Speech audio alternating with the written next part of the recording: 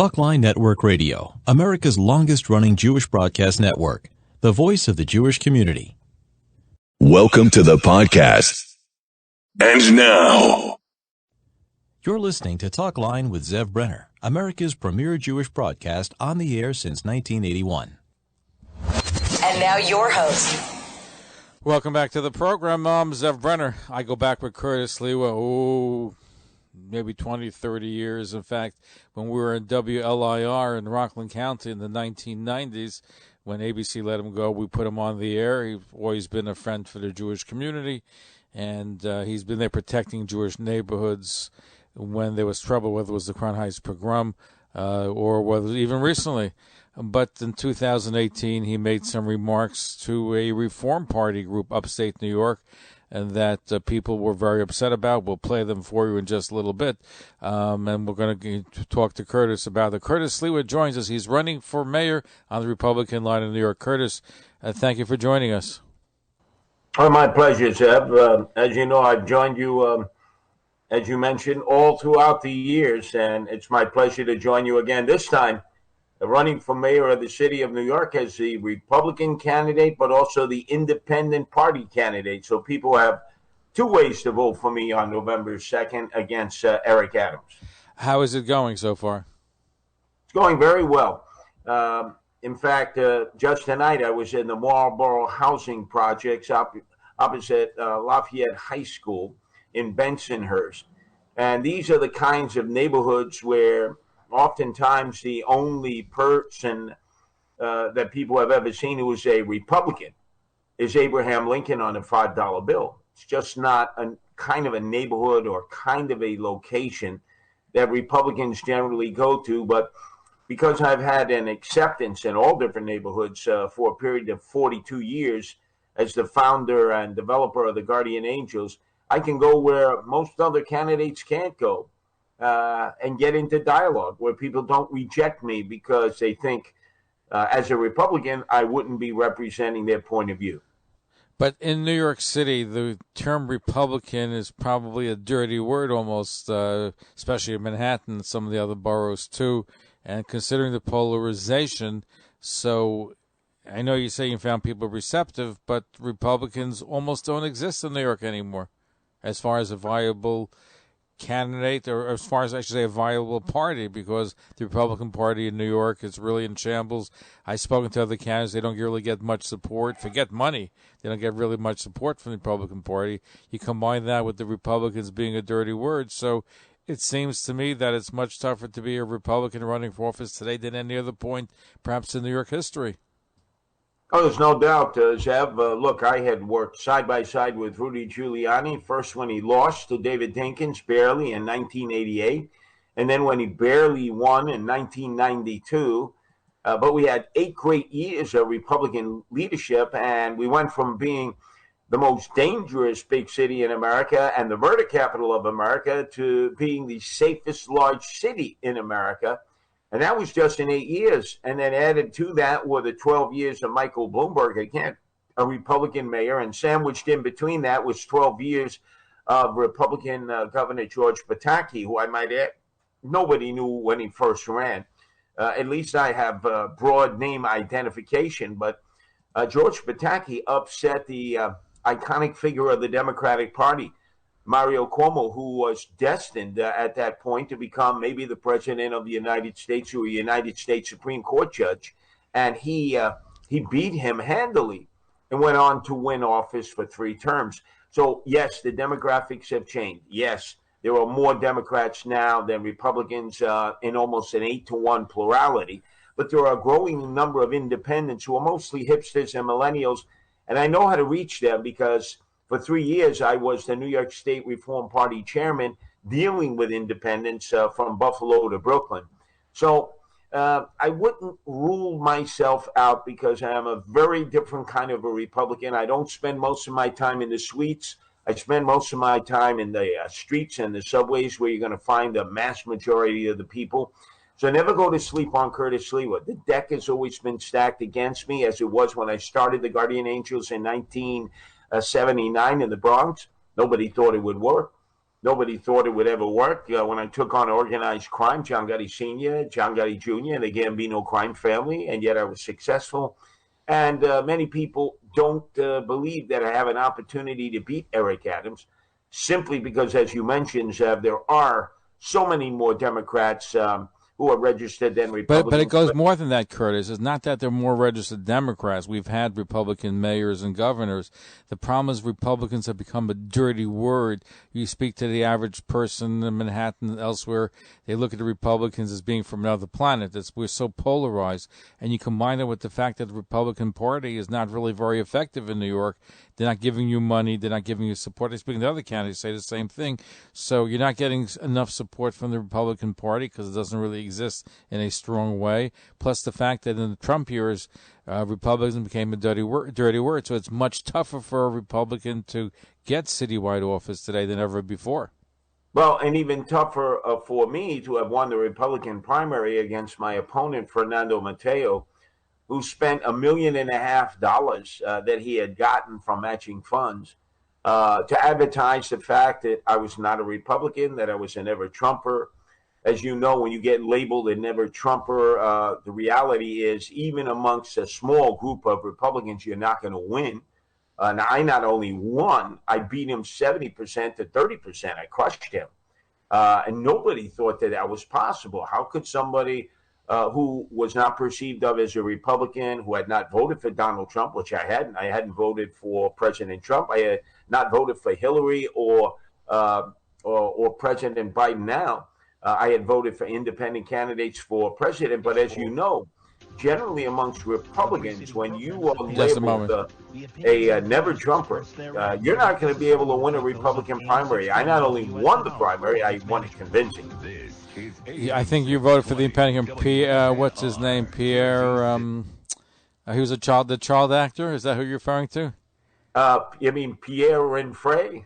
No. The one there was a child actor who was running for president on the independent line. Oh, Brock Pierce. Brock Pierce, right. That was the candidate that I had voted for, who was running on the Independence Party line here in New York State. They were trying to get enough votes to stay solvent. At that point, Andrew Cuomo, with his desire to wipe out the Working Families Party, made it almost impossible for other independent parties, third parties, to exist. My party went out of business: Reform Party, Independence Party, Green Party, Libertarian Party, all the third parties except for the Conservative Party, which survived. And Cuomo's desire to ruin the Working Families Party, he had a blood feud with them. He just strengthened them, made them stronger than ever before, but wiped out all these other really good third parties that in many instances would not only endorse a Democrat or a Republican for election or re-election, but give a lot of independent candidates an opportunity to run for office also. So you mentioned the Reform Party. In 2018, you were upstate New York. There's a tape circulating. You were familiar with that. I know you over the years, and you've been very good with the Jewish community. But this tape, you made some remarks that were incendiary regarding the Jewish male. Play it for our audience. I'd like you to respond to that. You want to be mayor of New York. You want to get the Jewish vote as well. So let's play what you said to a Reform Party group in 2018. Services, the absolute worst. And yet, how many times in growing up, I grew up in Canarsie, Brooklyn, mostly Italian and Jewish, and they look across the tracks to Brownsville and East New York, hey, look at these blacks and Hispanics, they're always on welfare mothers and all that. We never talk about that. Curious Joel, the ultra-Orthodox, oh, God forbid you say that, or Hashem forbid you say that. I talk about that all the time. You can't allow for that. We're all paying for that. We're getting ripped off. We're not talking about poor, impoverished, disabled people who need help. We're talking about able-bodied men who study Torah and Talmud all day, and we subsidize them, and then all they do is they make babies, like there's no tomorrow. And who's subsidizing that? We are. So are we in Texas? Yes. Yes, because then you go for relief to your politicians. You say, how did they get away with this? And they have a house and they subdivide it 9,000 different ways. Well, isn't that illegal? Building code, fire inspection, God forbid there's a fire. It's like, here's a house that was meant, to have maybe 2 or 3 families. It's now got 6 or 8 families. And then all of a sudden it's a yeshiva. How does a house become a yeshiva? And now because it's a yeshiva, hey, no property tax, they don't have to do nothing. And then the rest of the cul-de-sac, forget about it. Soon to be changed. We know what goes on. We're being bamboozled. But if I were them, if I were Orthodox, if I were Hasidim, and I could get away with this, wouldn't you keep doing this? I mean, think about it. Wouldn't you keep ripping off the system if we continue to let you do it? They're not doing this under the cover of darkness. They're not doing this nefariously with a number 2 pencil. They're doing it openly and brazenly, and our politicians are rolling over to them. Why? Because of the vote. And because they contribute. The big markets will write the checks, and the checks don't bounce because they know it's going to politicians. So because of the greed and the avarice of both the Democrats and the Republicans, the nature of your communities, why you moved to Rockland, why you moved to Orange, is changing radically. Now the good thing is it's mobilized you. A lot of you before this issue hit, or your neighbors or your friends, they were somewhat apathetic and indifferent. Yeah, vote, maybe vote. Well, you're all crooks. What difference is it? Now you realize, oh, no. If we don't control the voting apparatus, they will control us. And many people would say, well, what's wrong with that? That's the American way. You vote, you get to make the decision. Well, in a sense, they are correct. But they don't vote the way normal Americans vote. They're not sitting in the comfort of their home, watching a debate on TV and deciding between candidate A, B, C, and D. They're being told by the Rebbe or Rabbi, this is who you vote for. You don't vote for them, there's a hell of a price to pay. Forget the snacks. Forget the Section 8, forget the Medicaid, and you will be ostracized. You will have a scarlet letter on you. So maybe you will survive, but your family will be vilified in perpetuity. Now, that sounds like oppression. That sounds like something that would be done in Iran or Saudi Arabia. There's no freedom of speech, no freedom of thought. So you say, okay, and now how do we stop this?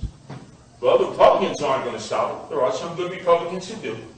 Not in Orange County. They're in Rockland County. Democrats, they're not going to stop it. There are some good Democrats who are fighting that right here in Orange, but not in Rockland. The problem is there aren't enough. There's not a coalition who are saying we're going to organize people of all different backgrounds, and that includes Jews and Gentiles, to fight this.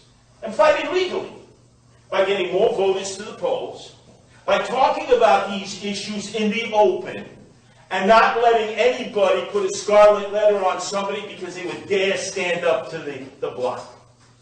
So that right away, the moment you bring this to somebody's attention, you're called an anti-Semite. You're not anti-Semites.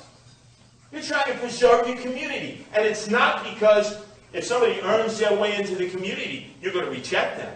But if somebody comes in and tries to take over your community, lock, stock, and barrel, and break all the rules, and expect the tax dollars to go to their community, and they're taking it away from you, and their kids aren't even being serviced in the public schools, but they want all the monies from the public schools to go to the yeshivas, then you've got to righteously stand up and say, no, it ends right here. Because they're not going to stop. They haven't done that in Brooklyn.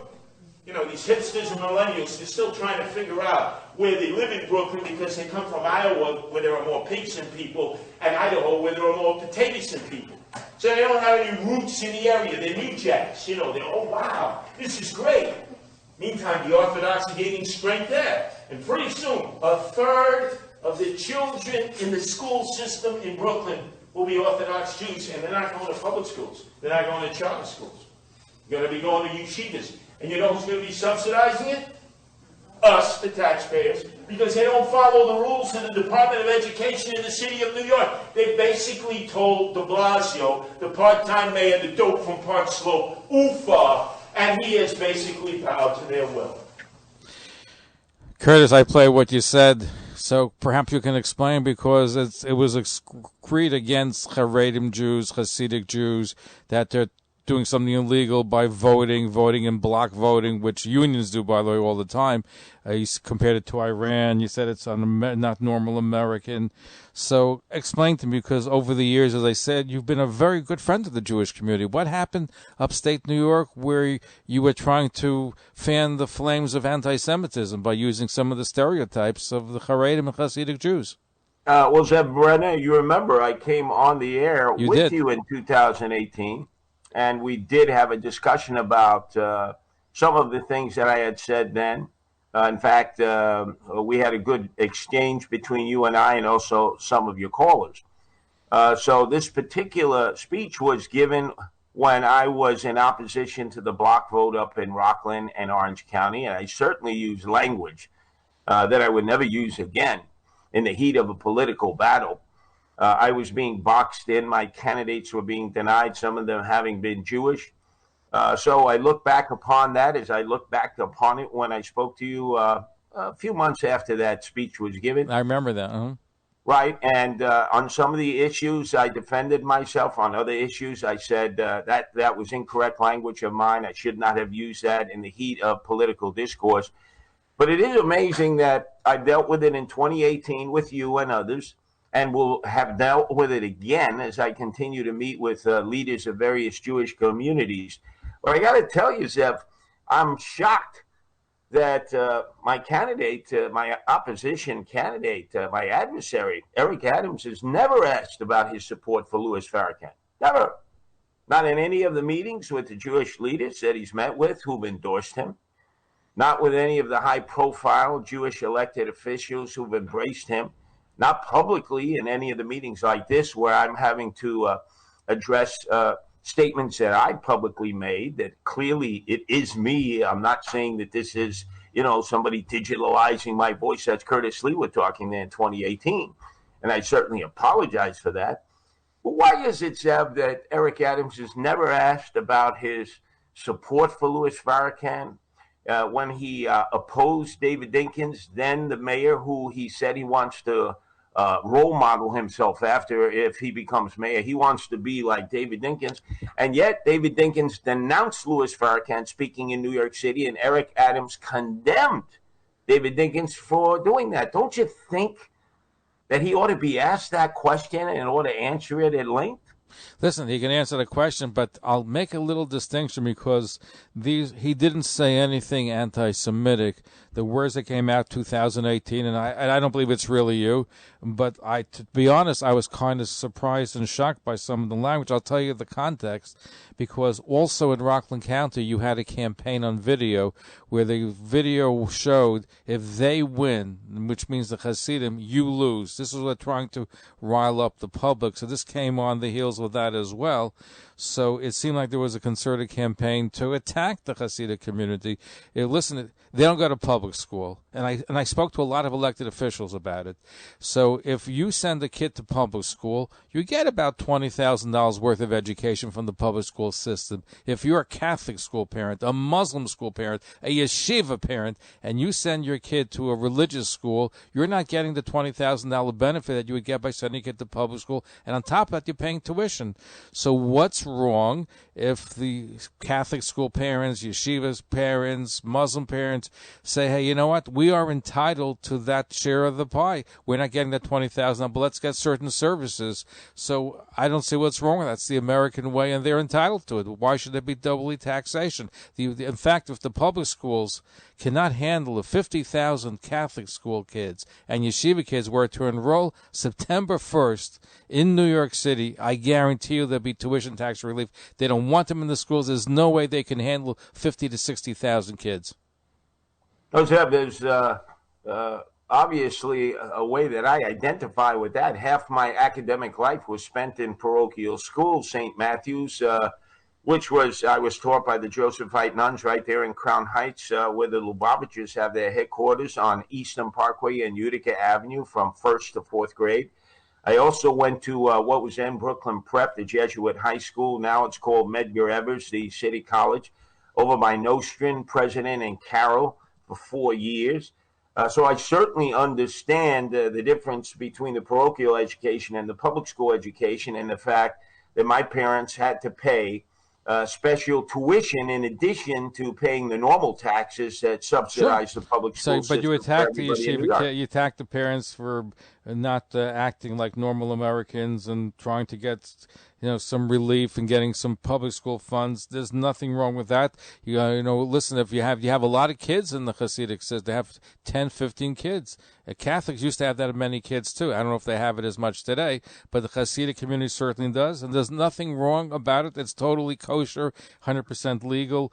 If they have yeshivas in homes and if it's legally done, again, that's the way the system goes, and there's nothing wrong with that. But I just felt that it was being used, they were used as a weapon to try to rile up the Reform Party base. That's how it came across.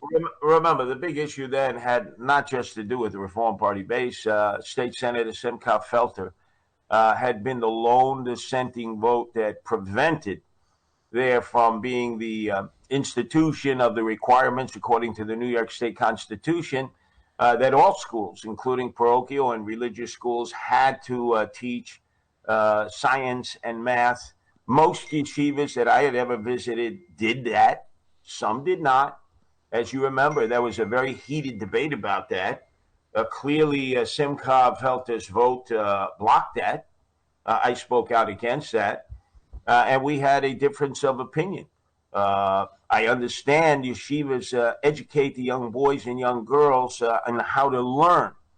My dispute at that point was in some yeshivas, a small minority, just not wanting to follow the state guidelines. I remember when I sat in parochial school at Brooklyn Prep High School, a Jesuit high school, I was taught evolution by the priests, but I was also told this is not the belief system of the Roman Catholic Church, of the Vatican. We don't believe in evolution.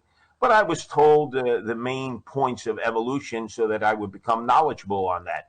I'm not suggesting that that be taught to children in elementary school or even at junior high school age, but as they climb up the academic ladder. Now, that's an argument that people have had in New York State for years. I feel that the parochial and religious schools have done an outstanding job, especially during the pandemic when they had in-class training that my three sons who go to public schools, high school, junior high school, and elementary school, were denied. I would reward parochial and religious schools with tax tuition credits and vouchers. I've always believed in that. And I believe that every family, especially if they proved not to have the fiscal means, should be given a stipend for $2,000 a year, all families, so that they could get the badly needed supplies for their children to function in school, whatever tutoring they might require, whatever other educational access that might require some money. Which is terrific, but you were critical of yeshiva students or parents who send the kids to yeshiva and they're taking over. And there was no mention, by the way, of the education, teaching science or math. And that's a separate issue, how much government should be involved in religious education. Today we have a whole woke theories that trying to teach a whole different culture about that if you're white, you're automatically racist. That shouldn't be involved in any school where it's mandated by the government, including religious schools. So, and we're going to break. But I am. Eric Adams has not speaking out against critical race theory. I have. He has said nothing because he does not want to offend people. Curtis Sliwa, he speaks directly. I don't mince words. At times I say things that I later on have to apologize about. But when we talk about the curriculum in the public school system, I am the only mayoral candidate who has said publicly that I would not allow critical race theory to be taught in the public school system because there's mayoral control. Whereas Eric Adams has been allowed to skate on that. Don't you think he should be asked that question as the mayoral candidate? I'm sure you're going to have a debate with him. Oh, sure, but you really think I have to wait till October for me to ask that question? Don't you think with all the media outlets, both... you don't think most of the media in New York wants critical race theory to be part of the curriculum? Well, they're giving him a pass. Let's face it, they're not asking him what is a very important question.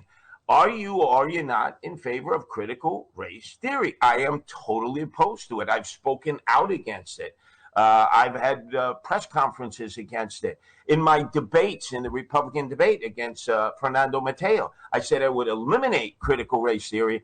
And yet you would think, as dominant a discussion as that is, not only here, but across the country, that some media outlet would have asked that question of Eric Adams. Why is he insulated? Why is he protected from all these questions? Why is he already going to a coronation as if he's already the mayor? Well, in New York, for the most part, with some rare exceptions, if you win the Democratic primary, it's almost a shoo-in that you're going to be. That's going to be the office. Again, there's really not enough of competitive races in New York. Jeff, I understand that, but that doesn't mean you don't ask candidates questions. He was in a primary, a very heated primary against 13 candidates, two of whom actually acquired almost as many votes in the ranked choice voting system. Even during that long primary system, he was never asked, why were you a supporter of Louis Farrakhan? Why were you a supporter of Al Sharpton? Do you think he's a supporter of Louis? Do you think he's a supporter of Louis Farrakhan today? No, but I'd like him to explain that. Don't you? You just asked me what I was saying in 2018, and now for the second time, I've explained it to you with apologies. But he's never been asked. I mean, look, when Keith Ellison ran as congressman in Minneapolis, he was asked, why were you a supporter of Louis Farrakhan, as he should have. When he ran for state attorney general in Minnesota, he was asked that question over and over. Because he's still a supporter. He's still a supporter of Louis Farrakhan. We're going to break, Curtis. I just want to clarify again. I know you said it in 2018, but since it became an issue again. So in that speech that I played from 2018, so is there any part that you think is valid or not valid? What would you take back? What would you say differently? I would say the focus was education for the most part. There were other issues, obviously, I delved into. I haven't spoken like that since. I've certainly gone about and had counsel from a lot of Jewish groups that I've had relationships with for many years, and not just the Orthodox or the Hasidic community, but also conservative and Reform. You're also very aware, Zev Brenner, that two of my youngest sons, Carter and Hunter, are raised Jewish. And recently I was at the bar mitzvah of Carter. So I've had multiple discussions. I would say in the area of education, we have some differences. In those other areas that I discussed, I certainly would not use language like that. That was in the midst of a heated political debate in which I was losing a lot of our efforts to organize. And you didn't hear me say that again. And in the meantime, all through those years, when the Jewish community has been under attack, like recently in Flatbush on Avenue K and New York Avenue, where a young handicapped man was attacked in the early morning hours while opening up the synagogue. Did you see Eric Adams show up? Did you see any of his deputy mayors show up? No, you saw Curtis Sliwa and the Guardian Angels not only show up, but we continue to patrol that area to protect Jews who are worshiping in Riverdale. When there were attacks on the synagogues, you saw Curtis Sliwa and the Guardian Angels. In Crown Heights, the anniversary is coming up. Who could forget that pogrom?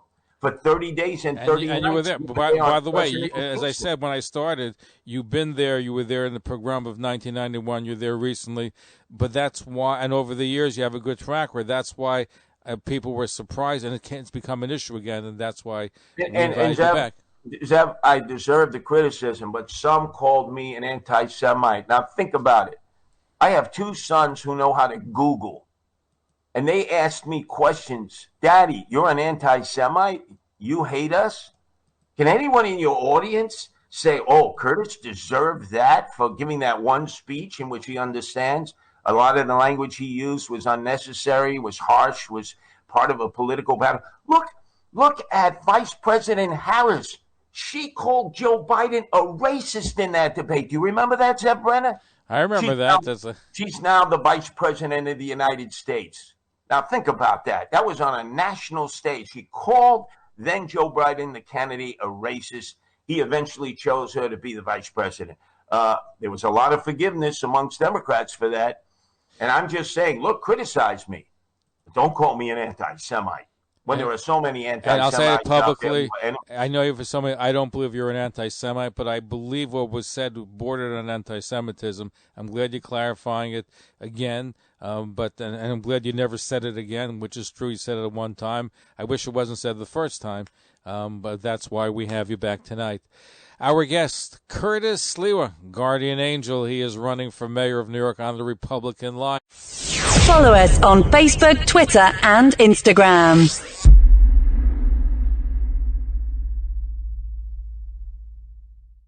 Hi, this is David Gabe, and you're listening to The Zev Brenner Show.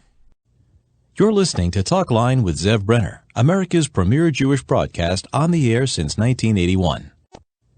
You're listening to Talkline with Zev Brenner, America's premier Jewish broadcast on the air since 1981. And now your host.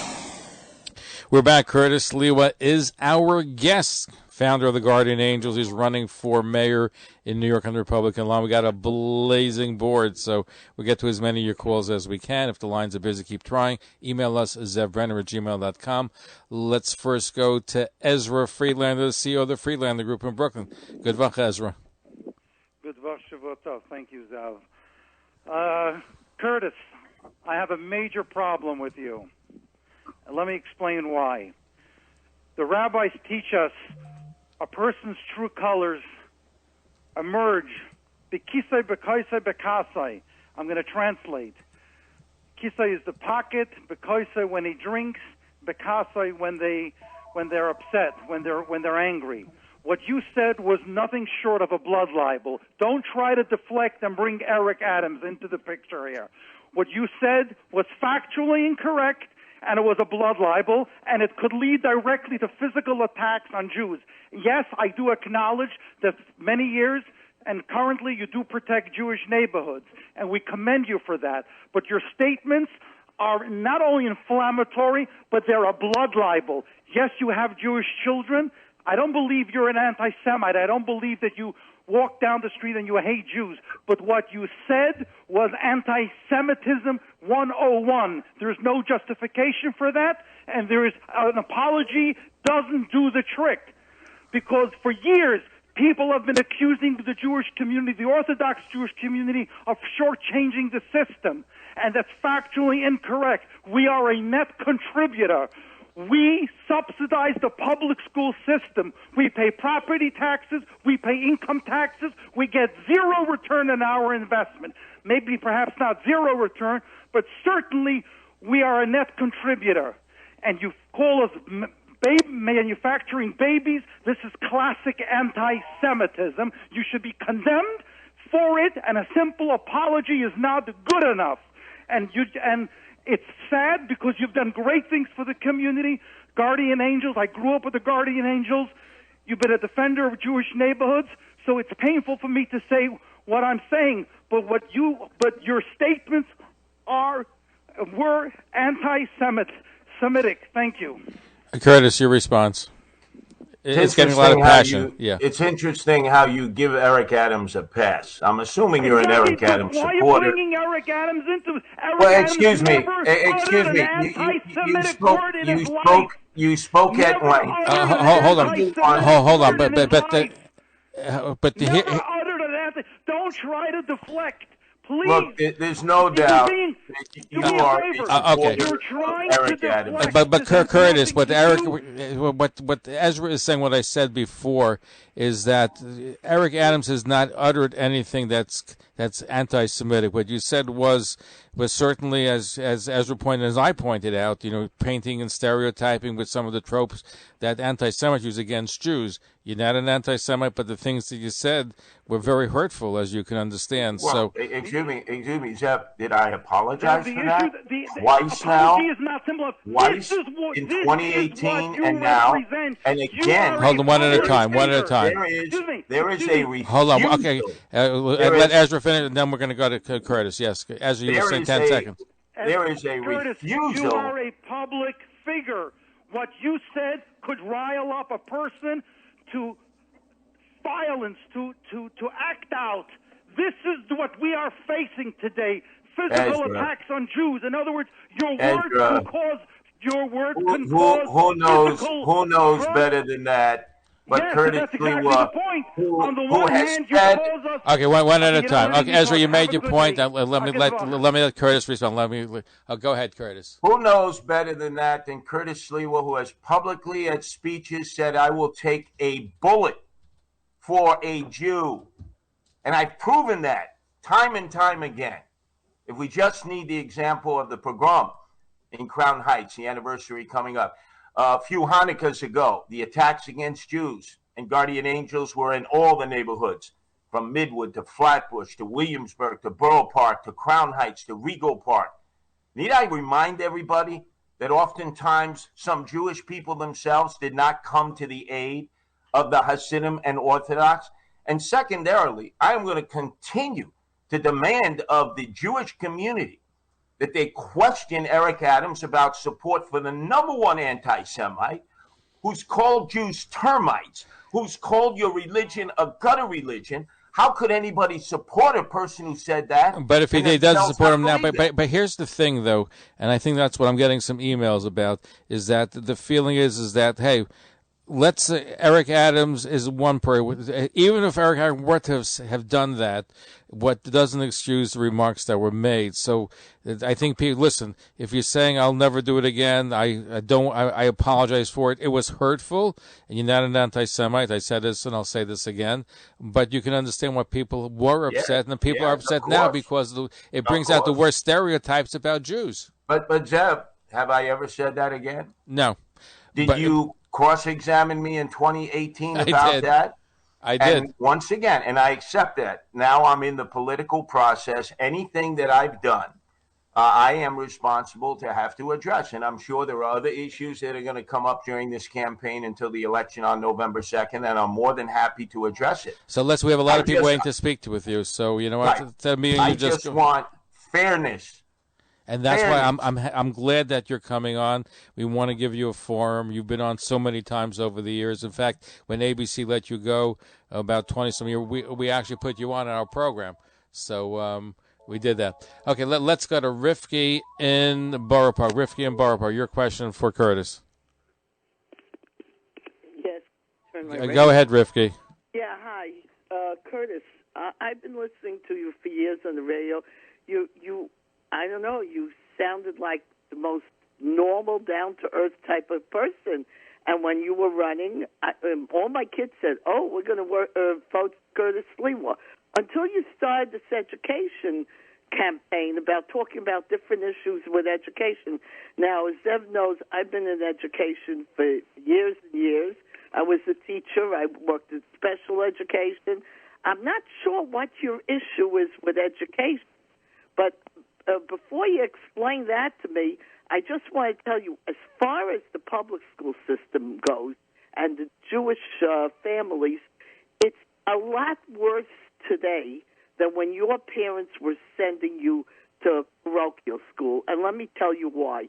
The rent that these young couples have to pay is outrageous. Do you know that for every bedroom here in Borough Park, it's $1,000 extra? So big families try to cram into a two-bedroom apartment because they just can't afford the rent. The rent is over $3,000 a month. And that's with both parents working. They just can't afford it. So, but we are the ones that are paying taxes. So your question for Curtis Sliwa is? Face the fact that the children in the public schools today are immigrant children who the ones who came over the fence in all these years.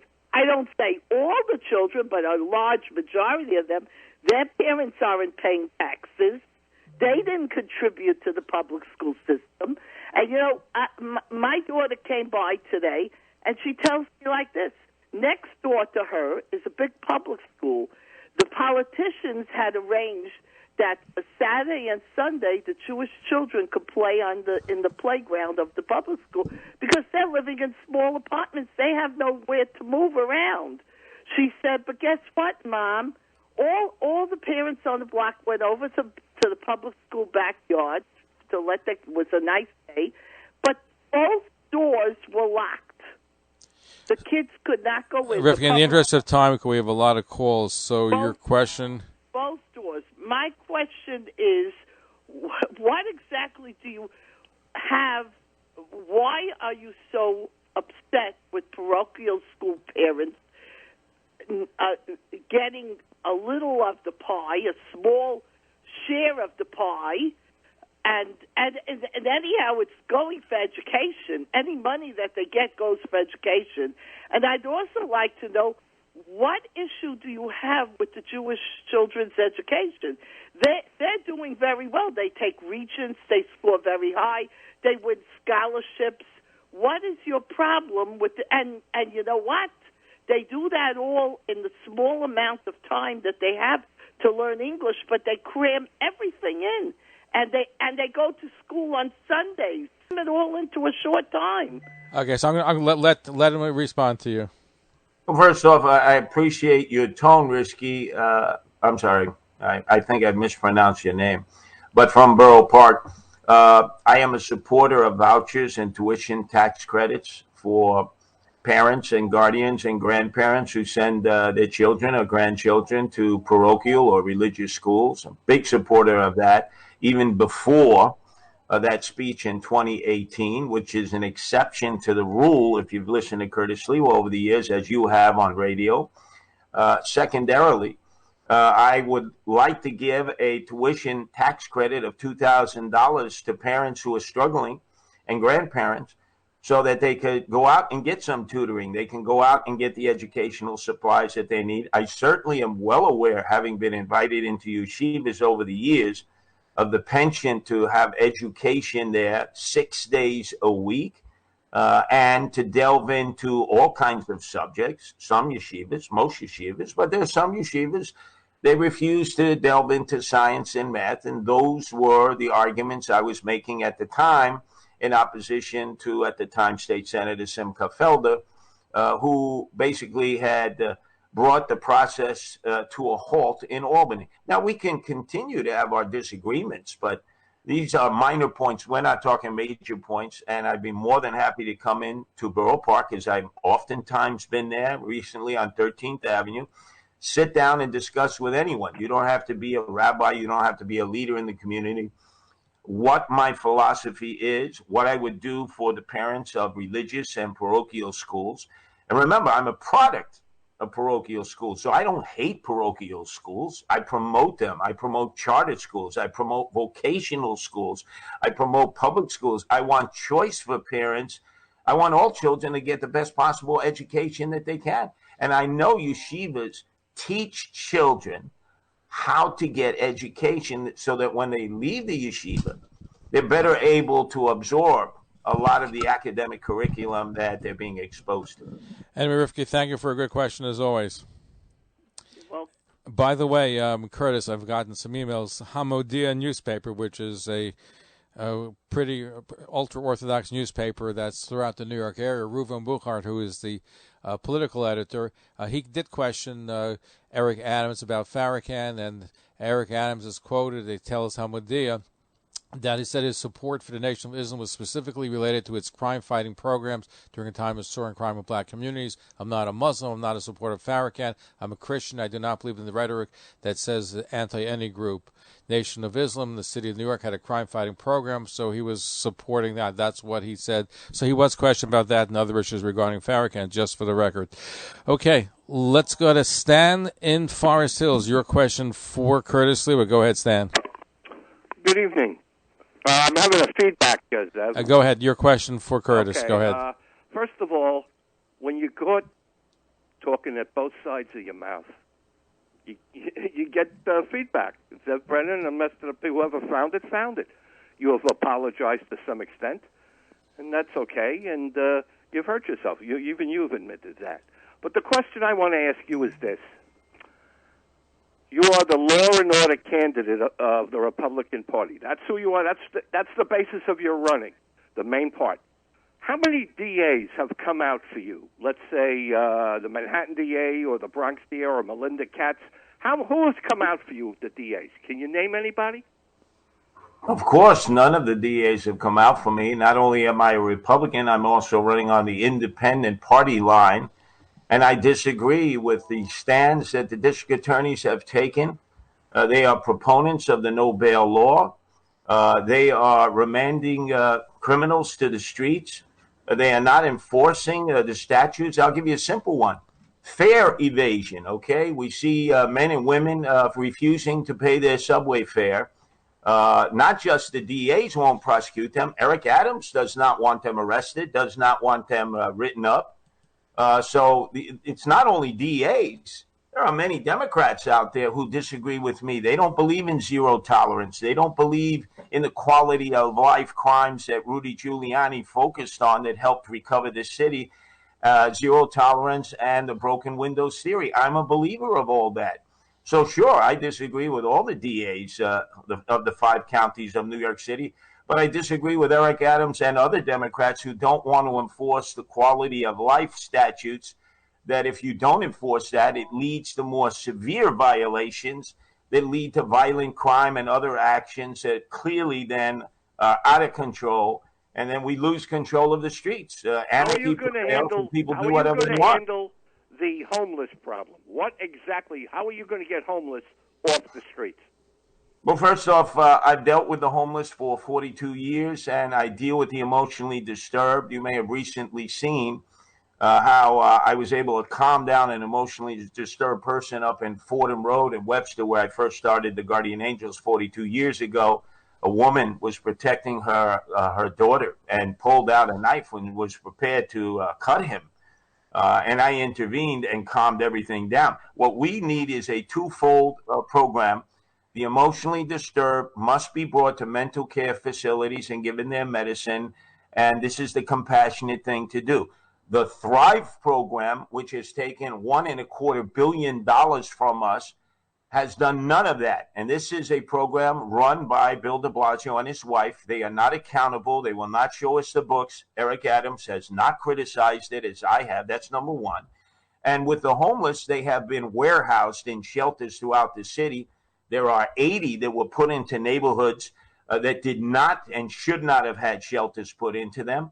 And the architect of this is Stephen Banks. It is maybe the worst of the many failures of the de Blasio administration. We see the homeless everywhere. And Stephen Banks, Eric Adams has said he would like to keep him on if he's elected mayor.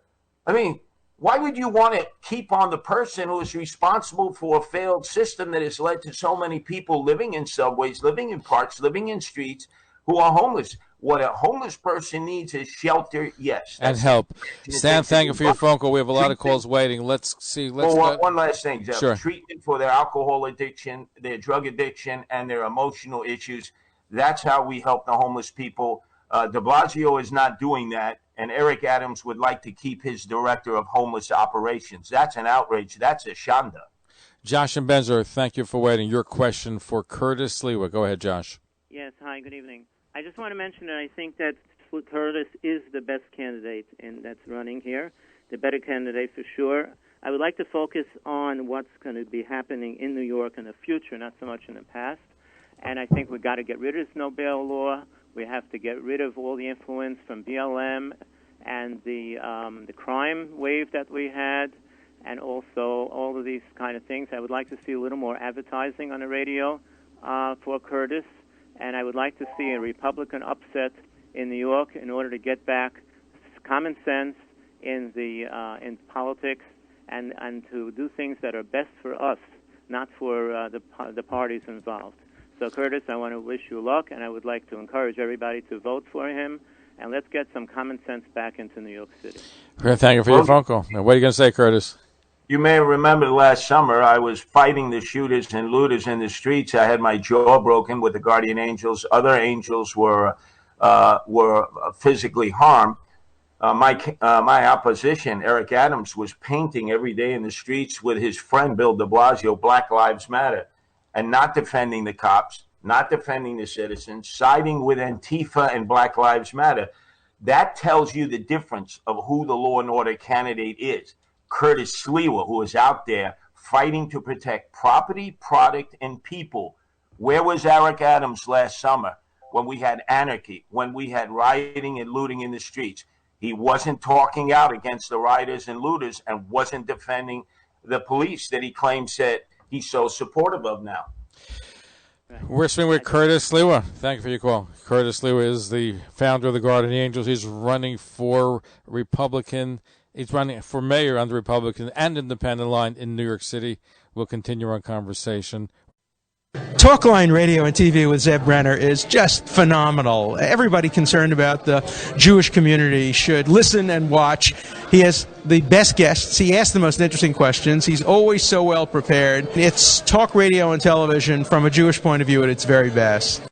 To advertise on the Talkline network and Talkline's email and social media blasts reaching over 70,000 people, please call 212-769-1925, extension 100.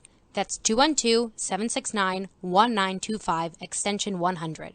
Or email info@talklinenetwork.com. Are you interested in hosting your own radio show and podcast, or perhaps a TV program?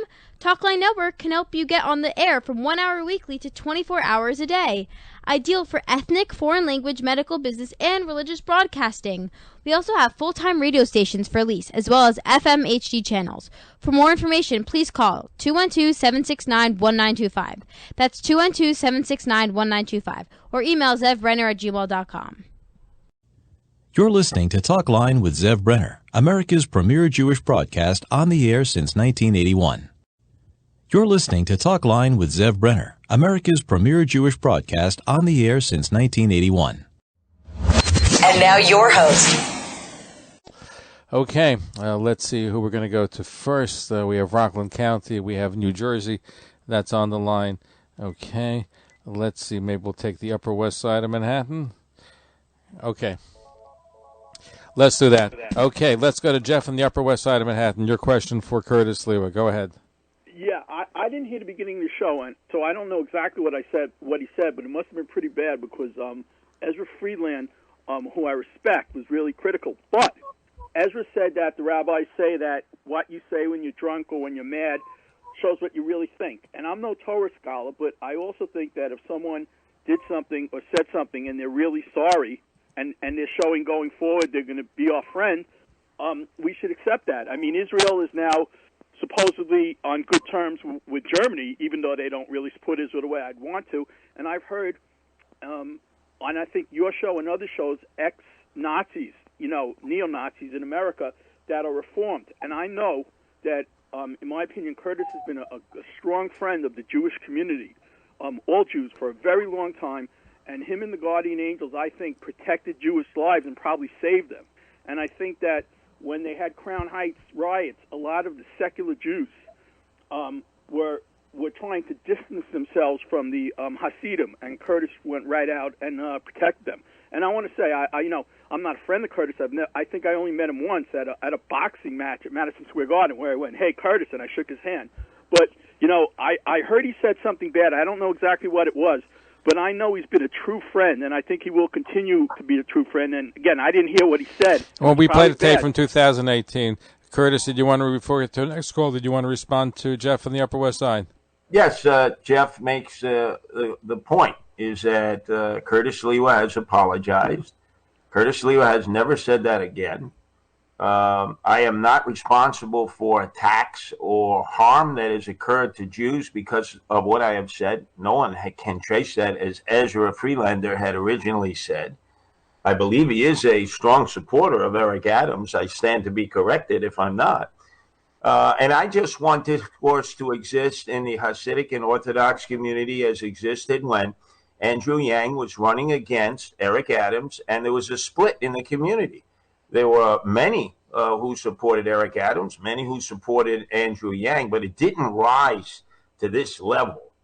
And all I'm suggesting is you had mentioned, Zev, one of the people who had emailed you had talked to Eric Adams about... It was a newspaper. Reuven Buchheit is a political reporter for Hamodia, which is a very large publication. What he failed to mention about Eric Adams, and maybe he didn't know, is that Eric Adams very publicly chastised the person he wants to role model his mayoralty after, David Dinkins, for condemning Farrakhan. That has nothing to do with security patrols in neighborhoods that he was supportive of that were run by the Nation of Islam.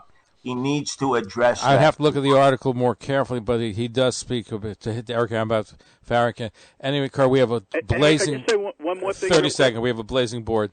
So I just want to summarize. Again, I don't know exactly what he said. It's probably bad. And as much as people wish he didn't say it, I believe Curtis wishes he didn't say it. But in my opinion, he's a true friend. I admire him in many ways. He's put his body on the line to defend our community. And going forward, I think he'll still be a friend. And even though some people might criticize him, I probably would if I heard what he said, lighten up and know going forward he's a real friend. And lastly, not many people would come and take all these calls like he has and really stand up, like this. And that's why he did it once before. In his defense, he did it in 2018, and because it became an issue again, we invited him again. We appreciate he's coming on. Thank you for your phone call. Okay, here Ezra. By the way, Ezra Freelander supported Scott Stringer in the mayoral race, and he made his statement in a nonpartisan way. So that's okay. Let us take some more phone calls. Let's go to Susie in Muncie. Susie in Muncie, go ahead. Hi, this is Turn on Radio.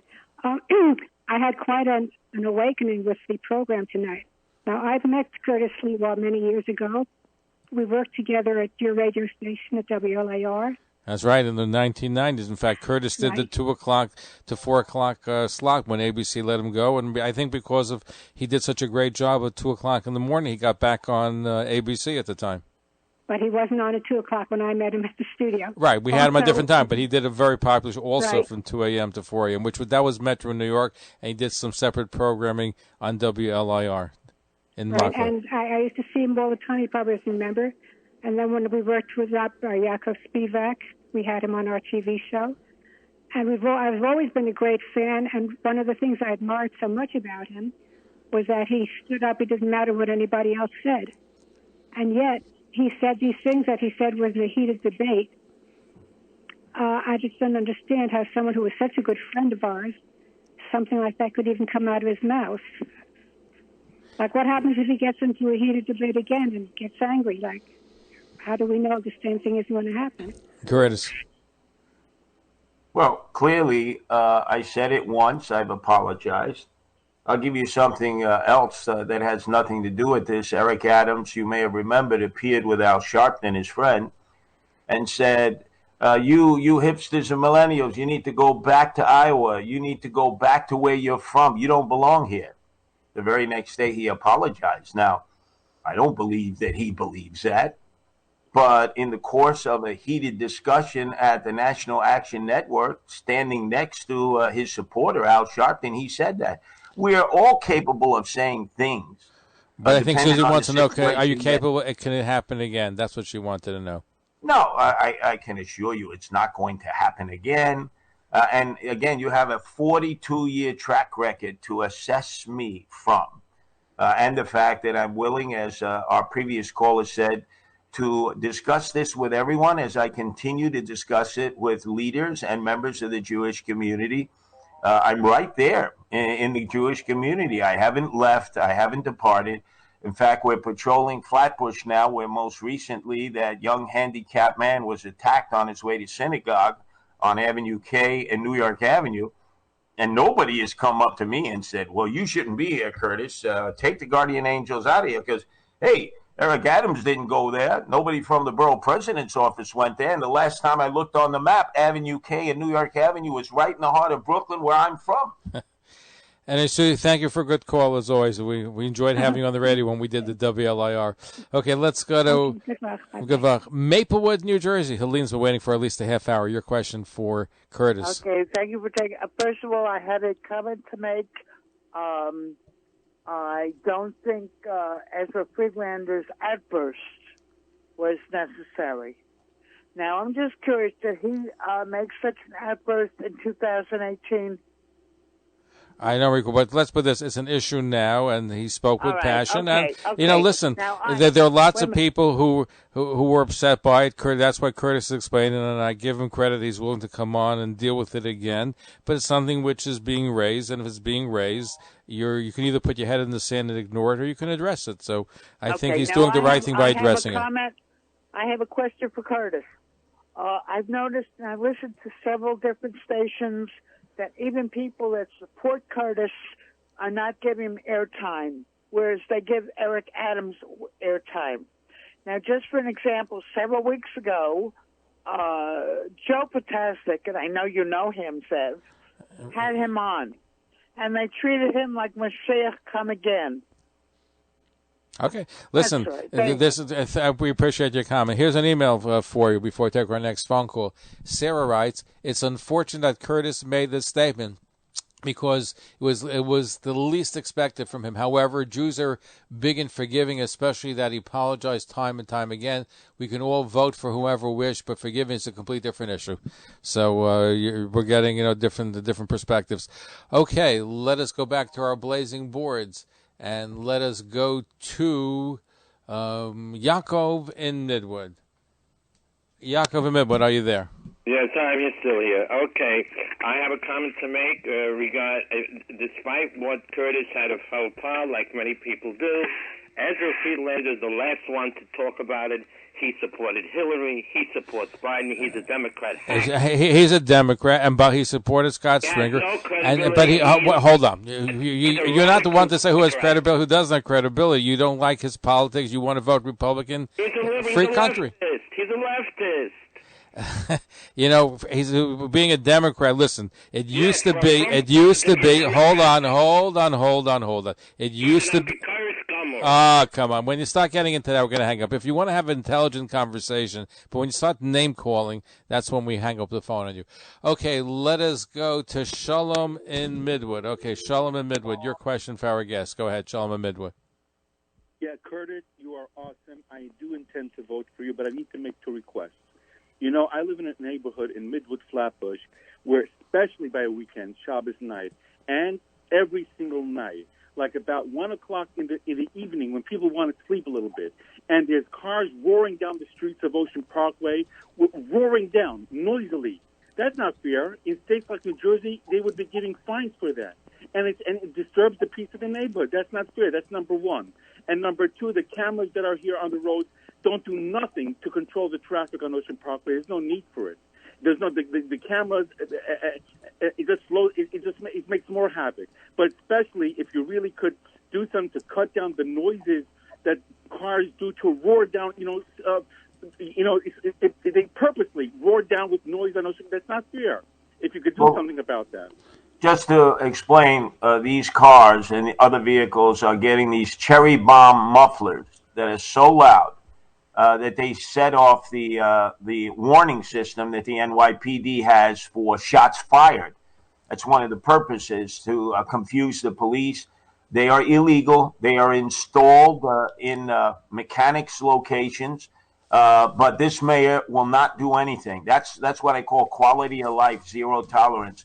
Those cars should be seized, put into a pound, and you pay a huge fine for that. And when you pay the fine, then you remove the cherry bomb muffler, and then you can have your vehicle back as long as you have a license and a registration.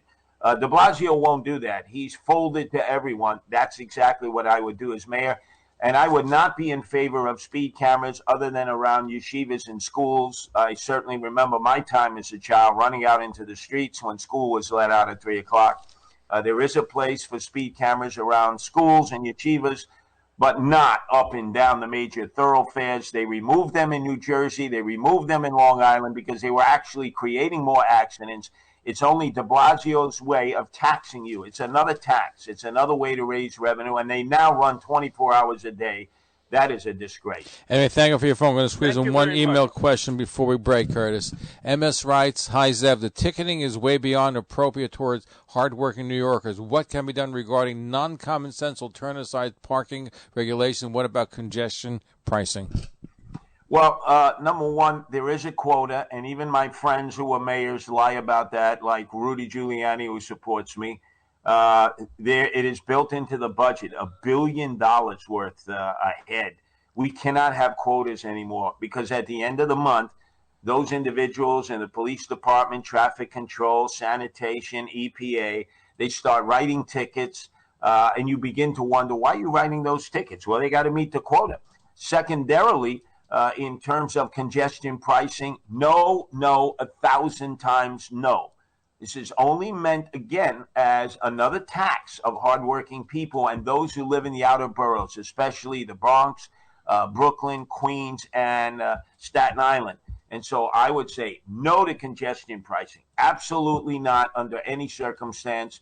And yet Eric Adams is a proponent of congestion pricing. Hey, make the subways safe, and people will ride the subways and won't come into the city unless they have business to do in their vans, vehicles, or trucks.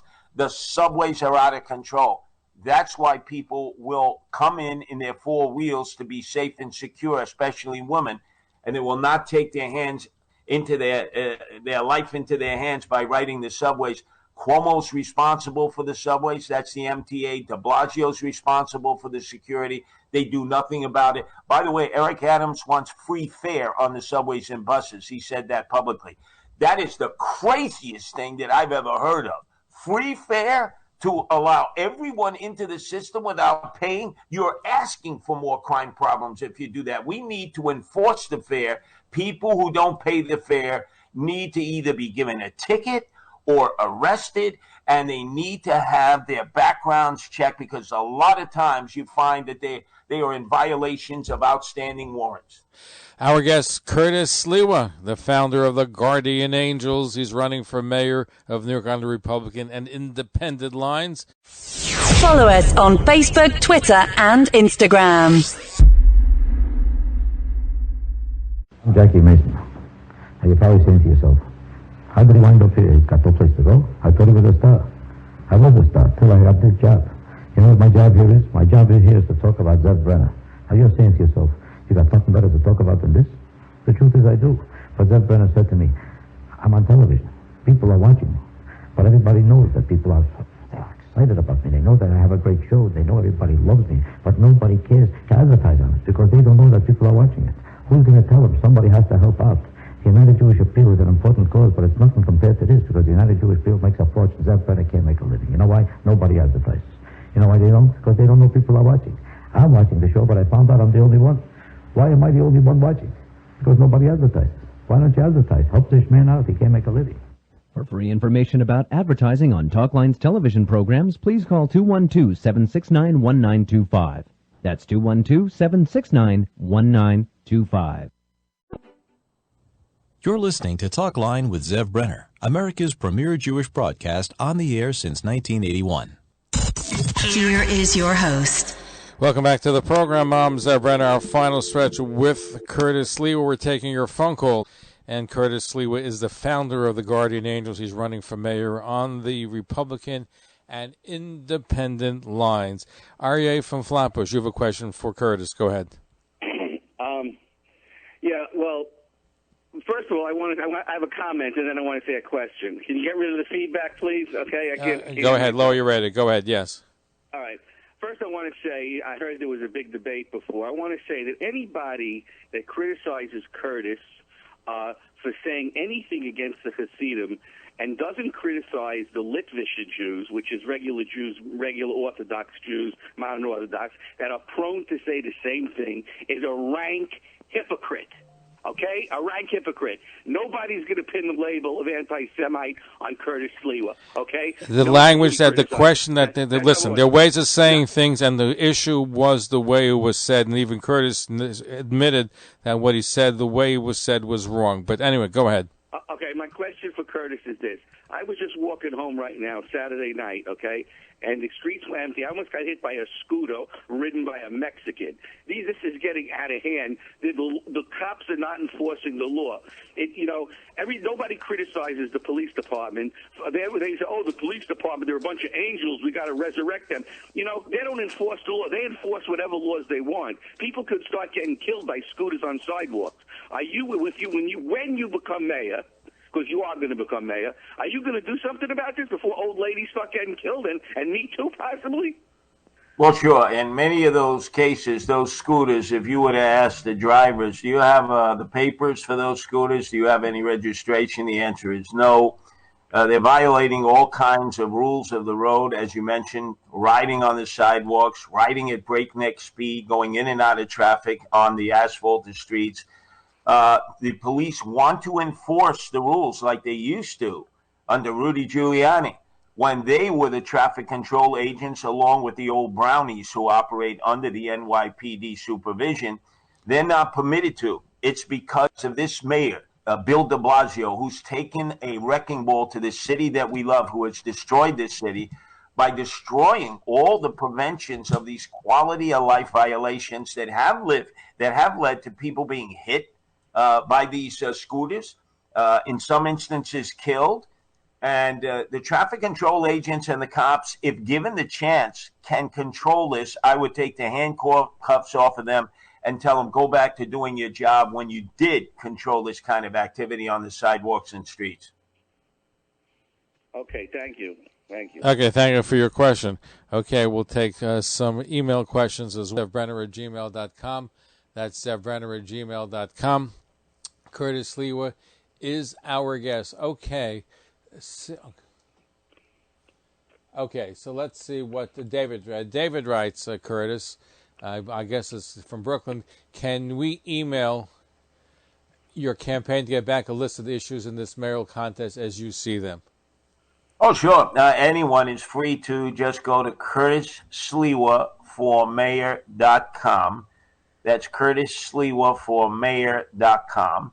And you'll see my platforms, my stands, and it gives you all different ways to get in touch with me directly so I can respond to any inquiries that you have. We welcome your support, obviously. And as I've always been, between now and November 2nd, I will be trying to be personally in as many Jewish communities as possible to address a lot of the questions that Zev has been so kind to give me a forum to address tonight, whether in private or public. Now, Eric Adams, I asked him, will he make a Glatt kosher kitchen in Gracie? He promised me that. Will you give me the same commitment? Oh, for sure. I've had Glatt kosher for years. I remember having gone up to the old hotels where my mentor in talk radio, Bob Grant, would perform, Grossingers, Browns, and there was Glatt kosher. I've eaten Glatt kosher from time to time. Of course. City Hall and especially Gracie Mansion should be a place where people are invited from all different kinds of backgrounds, and you want to make sure that you can meet their dietary needs. David in Brooklyn, your question for Curtis Sliwa. That's David in Borough Park, right? David Borough Park, yes. That's you. Okay. All right. What I want to say is, one second. Let me take you off the speakerphone. 1 second. Hello? Go ahead, your question. Okay. Number one, I want to make two comments. Please don't interrupt me. Number one, I am very, very upset at the way, Zev, the way you allowed Friedlander to scream over Sliwa and is ranting and raving. All Friedlander is a Democratic hack. That first of all, let's hold on. You're not running. Hold on, David. You're not running the show. So let me. I know you want to set the ground rules. When you are on the microphone, you can set the rules. So if you want to address an issue, is fine. When you start getting into name calling and start getting into politics, then you're going to. Okay. So if you 1 second, you should have identified Ezra Friedlander for what he is. I did. I said the CEO of the Freelander Group. I identified him. No, but it's a consultant group, and it always speaks up for the Democratic Party. He should have been identified as that before he got into surrounding. He is a Democratic Party, and he supported Scott Stringer. Anyway, your other point that you wanted to make is? Number two. I don't know if Curtis Sliwa has a chance or not. I hope a miracle can happen, and he can turn over the city. Like it's done before with Pataki and Giuliani, and I wish him all the best of luck. But as far as saving the city, and in that, together with saving the city, includes saving and protecting the Jews in the city, Sliwa is the best. I have nothing against Eric Adams, and I understand that most of the Jewish hierarchy leaders support him, and I appreciate their opinion and so on. But to turn the city around from its crime-ridden things that happened under de Blasio, that he completely destroyed New York City, Curtis is the best to do that. He's tough on crime. He's been doing it for 40 years, and I wish him all the best of luck. Thank you. All right, thank you for your phone call. Curtis, as we close out, I didn't hear it. Do you know there is an unofficial Curtis for Mayor music video? No. Let me play. I don't know what it sounds like, but I'm going to play it. One of your fans just sent them. Let's see what it sounds like.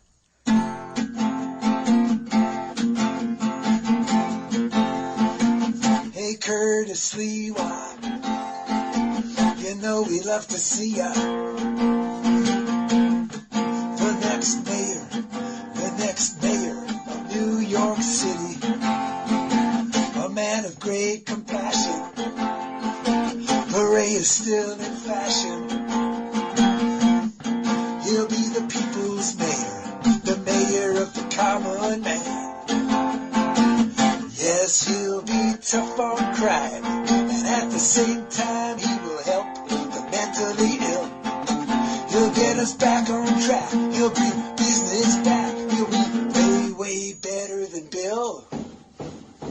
Once took a taxi ride, from which he almost died. But the forces of evil, they would not triumph that day. Oh, the angels up above and the angels down below. If we all come together, this city will be good to go. Okay, that's one of your fans sent in, so I guess it's the unofficial Curtis Sliwa song for mayor, right? Well, no, that gives me a lot of knockers, Zev. When you have the time, if you could send that to me, I'll put that up Sure. on the Curtis Sliwa for Mayor website. And by the way, one of the things I will do, as you know, Zev, I've worked very closely with Shamrim, Shmira, and Hatzola over the years. When I marched with some of the Guardian Angels in the parade to honor the workers, the essential workers, I asked some of the city hall officials, I said, how come you didn't invite Shmira, Shamrim, and Hatzola? They were out there when others, were getting sick and were dying and put on ventilators. They took great risk. And they looked at me like they didn't know what I was talking about. Show you how disconnected sometimes City Hall is from volunteers. So they know they have a friend in Curtis Sliwa. And when I'm mayor, we're going to make sure that there's a special place for Hatzola. They came to the aid of my own father, bringing him to Maimonides in a time of need, to both Shamrim and Shmira that I've been proud to work with over the years in preventing crime and making safe streets. And by the way, not just for Jewish people, I've seen them come to the aid of all kinds of Gentiles in distress. We're closing out. My final question. I ask every candidate running for office, you get to be on the campaign trail, you get to eat a lot of ethnic foods. When you're going to Jewish establishments, what is your favorite kosher food? Cholent. Okay. Cholent. Cholent, okay. All right, that sounds good. Okay, final question. Edward writes, I'll squeeze in one email question. Edward writes, does former Mayor Rudy Giuliani endorse Curtis Sliwa for mayor? Yes, in fact, I would follow in the footsteps of Rudy as mayor. I've said that publicly. He publicly endorsed me. And Eric Adams has said he would follow in the footsteps of David Dinkins, that he saw as a mentor, as someone who would guide him in his mayoralty. Unfortunately, David Dinkins is no longer with us. So you have a choice again. It's sort of like Dinkins, Giuliani, round 3, in the face of Curtis Sliwa as Giuliani and Eric Adams as David Dinkins. Curtis Sliwa, thank you for joining us. I know that's not easy answering some of the questions. You did it once before, you did it again. We appreciate it. Look forward to having you back again. Oh, make it a habit. You know me. I love talking, and giving me an option to do talk radio again with you, Zev, as you did with WLIR and late at night on WMCA, gave me an opportunity to continue to talk and talk and talk and talk as if I was a male yenta. All right. Are you going to go back to ABC Radio? Yeah, Ask the Mayor show, every Friday. And by the way, that one caller did remind me, my very dear friend, Rabbi Joe Potashnik, has not given me equal time. She was absolutely correct on that. Hey, Rabbi Joe Potashnik, am I a person of no consequence? So I guess you're going to call him and tell him I want to be on. Absolutely, at least equal time. Absolutely. Anyway, Curtis, look forward to having you back again. So thank you for joining us. Thanks for giving me this tactical opportunity to talk to all of your many listeners, and I'll do it in the future whenever the need arises. Okay, there you go. Curtis Sliwa here on the Talkline Network. Follow us on Facebook, Twitter, and Instagram.